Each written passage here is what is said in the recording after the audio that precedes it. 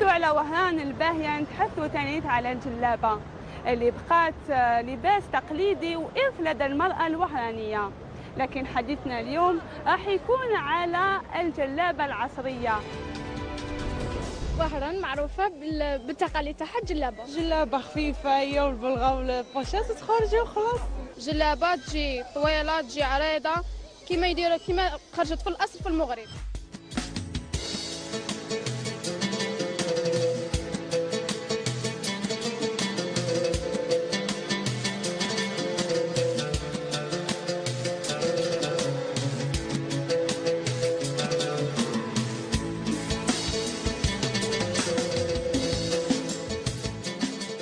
يعمل المجتمع دائما للمحافظة على كيانه، وذلك بالتمسك بمجموعة من السلوكيات التي تميزه وتعبر عن أصالته وثقافته، ويطلق عليها عادات وتقاليد، ويصنع الاختلاف فيها من ولاية إلى أخرى تنوعا وثراء في الموروث الثقافي. من الباهية وهران أصبح الزي التقليدي الجلابة المغربية هو المفضل لدى النساء الوهرانيات في كل الأوقات، كما أخذت ميزة الزي المغربي وبعضا من عاداته نظرا لقرب المسافة بينها وبين الجزائر، حيث أصبحت تدخل الجزائر عبر الحدود بكثرة. هذا ما جعل المصممون والخياطون الجزائريون يبدعون في إنجازها. فالمرأة الوهرانية أضحت ترتديه عوض الحايك باعتباره زيا عمليا ومريحا يمكن ارتداؤه في كل الأوقات والمناسبات.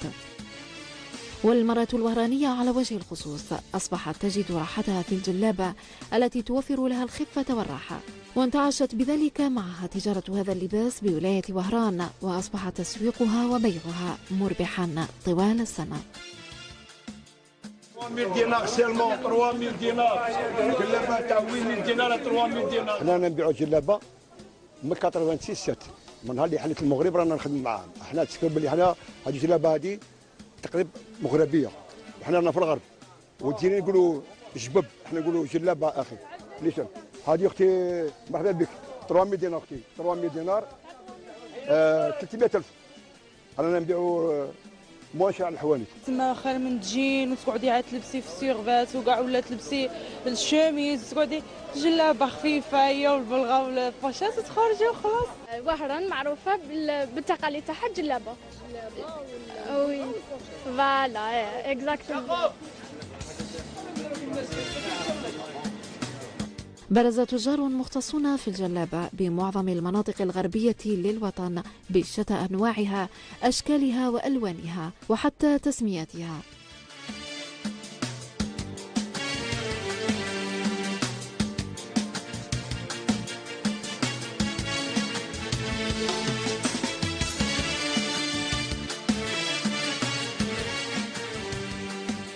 منها بمحفظة صغيرة في اليد ومنقوشة ونعل أو ما يسمى بالشربيل المتناسب معها، حتى ولو كانت بأباض الأثمان.